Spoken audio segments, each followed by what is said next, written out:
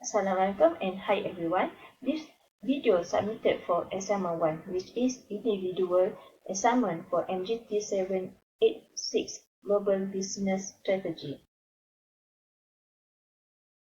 First of all, I would like to introduce myself. My name is Azira binti Muhammad Satwan, student ID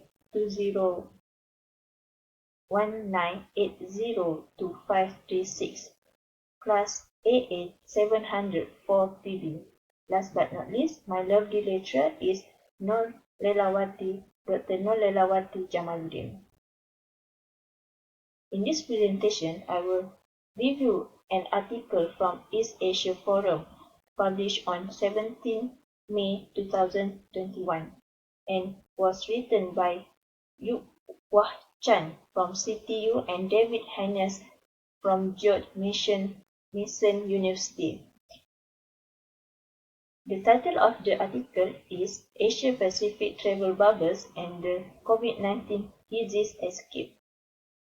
This article is about the travel bubbles introduced in global tourism industry and related to survival and maintained in this industry during pandemic COVID-19.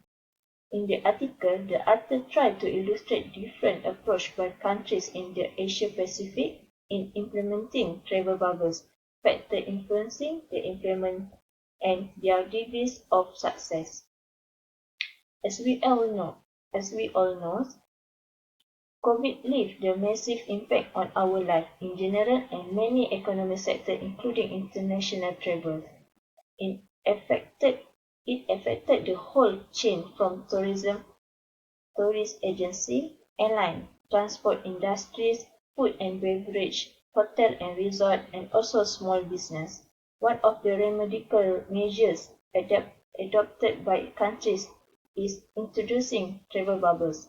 Asia Pacific also suffering the decline of 84% in international arrival from 360 million in 2019 to 57 million in 2020. Living in the pandemic era, we must have heard about travel bubbles before. What travel bubble is actually? Travel bubble, also known as travel corridors and corona corridors, are essentially an exclusive partnership between two or more countries that have demonstrated considerable success in containing and combating of COVID-19 pandemic within their respective border. Some countries like Malaysia also implement local travel bubbles before opening our international border. This is some of the example travel bubbles was applied to some country. Tokyo supposed to be host the Olympic in 2020, but this event was held in 2021 on the closed-door basis against a background of intense public backlash. Tokyo's need to run this event as this is one of the income and Japan also was invest so much to done this event. Other example is Singapore. Singapore has been one of the most active in Asia in creating one-way and two-way travel bubbles, especially because of the incoming World Economic Forum scheduled for August 2021. It tried to implement a travel bubble with Hong Kong in November 2020, but this was shelved due to fluctuation in COVID-19 case. We move to analytical review. In this presentation, I will review the article using pattern analysis. We will look into how the author described the political, economic, social, legal, environment, and technology factors affecting the implementation of travel bubble and vice versa. First is political issue. In certain cases, political issues such as diplomatic relations between countries may hinder the implementation of travel bubbles. despite COVID case was well controlled in the countries involved.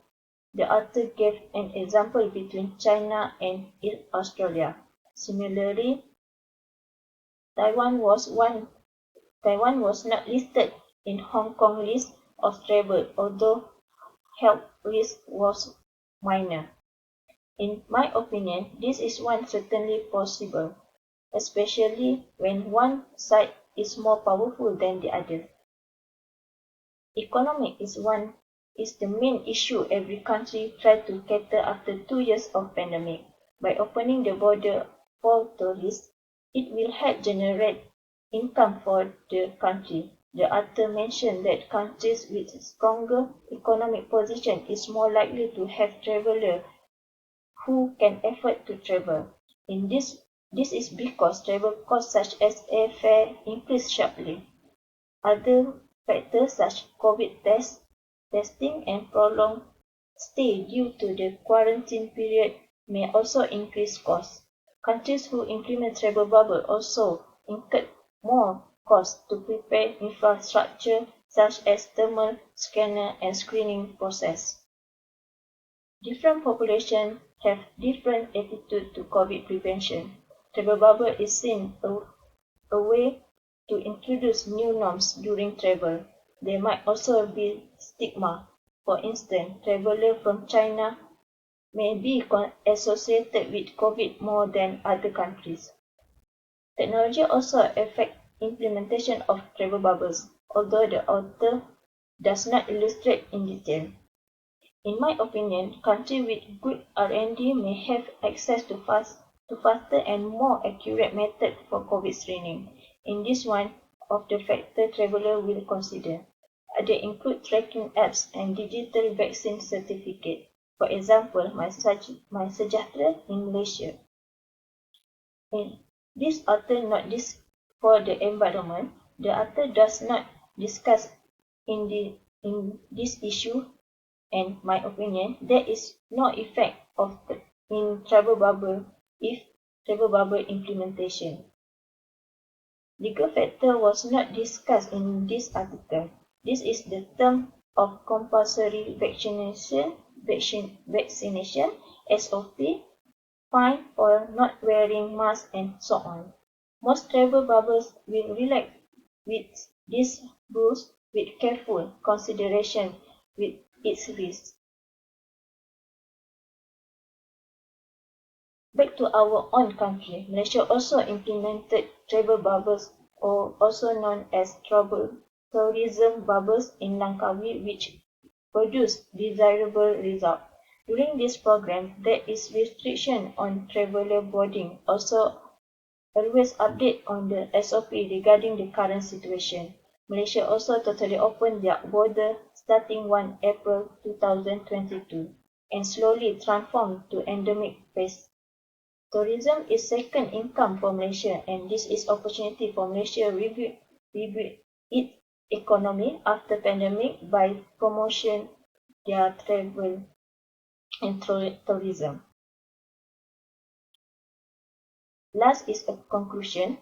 Not travel bubble is not the best solution. Indeed, this is opportunity to restore our economy.